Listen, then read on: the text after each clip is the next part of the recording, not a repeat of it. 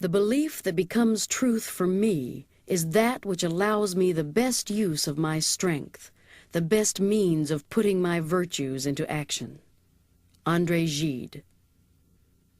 It is the mind that maketh good of ill, that maketh wretch of happy, rich or poor. Edmund Spencer.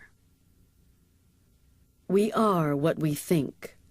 All that we are arises with our thoughts. With our thoughts we make our world. The Buddha. Beliefs are what make the difference between a lifetime of joyous contribution and one of misery and devastation. Beliefs are what separate a Mother Teresa from a Charles Manson. Beliefs are what cause some individuals to become heroes, while others lead lives of quiet desperation. See, the power of beliefs is virtually unlimited. Our beliefs can literally create or destroy. Beliefs are not merely matters of emotion or action. They can literally change our bodies in a matter of moments. I recently had the privilege of interviewing Yale professor and best-selling author Dr. Bernie Siegel. As we began to speak about the power of belief, Bernie shared with me some of the research he'd done on people with multiple personality disorders. Incredibly, the potency of these people's beliefs, the belief that they had become a different person, resulted in an unquestioned command to their nervous system that made measurable changes in their biochemistry. Their bodies would literally transform before the researchers' eyes in a moment's notice. Patients' eye color actually changed as their personalities changed, literally from brown to blue. Physical markings on their bodies disappeared and reappeared. Even diseases such as diabetes or high blood pressure would come and go depending on the person's belief as to which personality they were truly manifesting. So what exactly is a belief? This thing that's so powerful.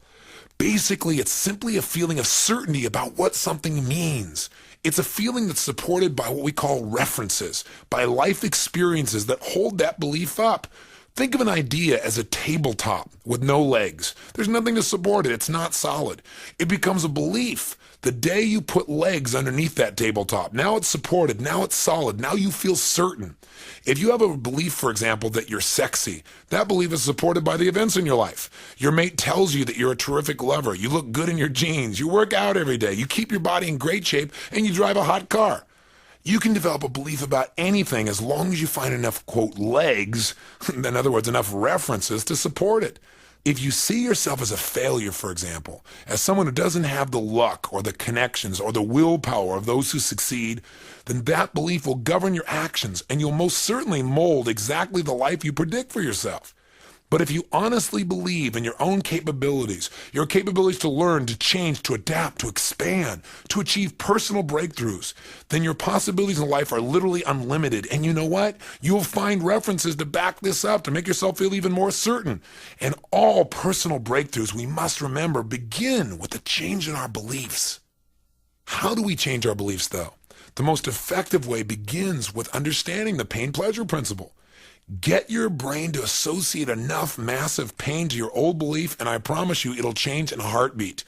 You've got to feel deep in your gut that not only has this belief cost you pain in the past, but it's costing you pain in the present, and ultimately, it can take away everything you desire from your future.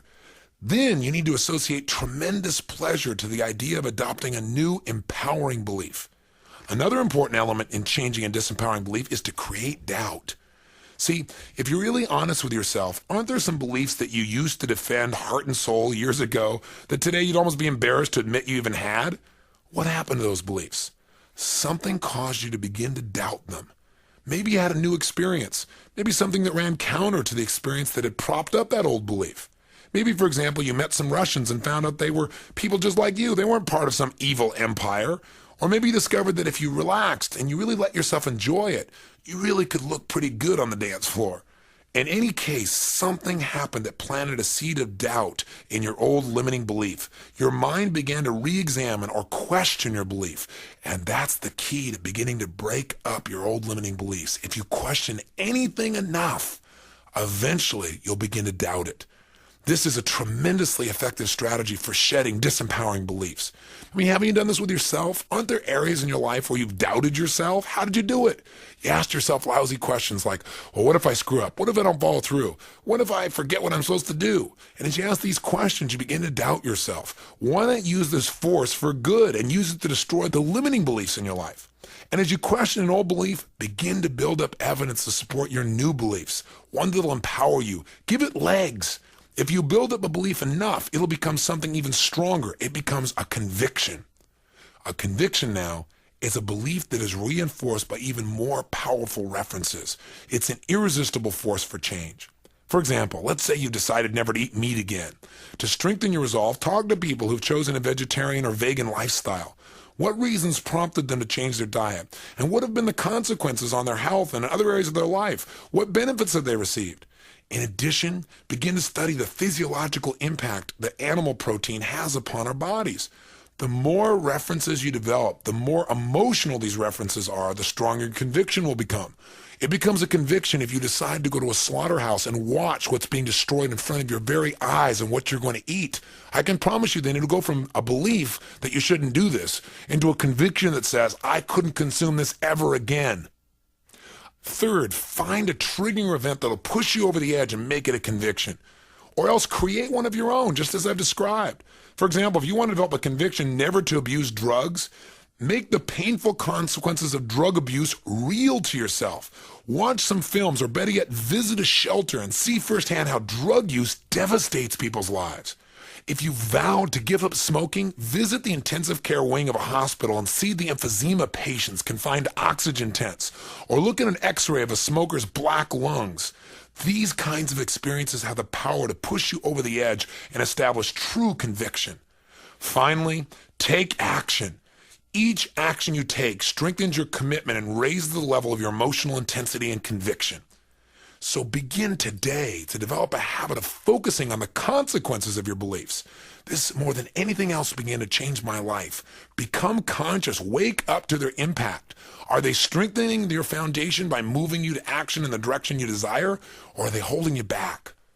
Right now, take 5 minutes on a piece of paper and brainstorm every belief you can think of that empowers you. Write them all down. Then take an equal amount of time and write down all the disempowering beliefs that you can think of that have limited you in your past. Stop this tape right now and do this. Too often in life we listen to a tape or we read a book and we don't really use what we're reading. Please take a moment and do this now. Stop the tape now.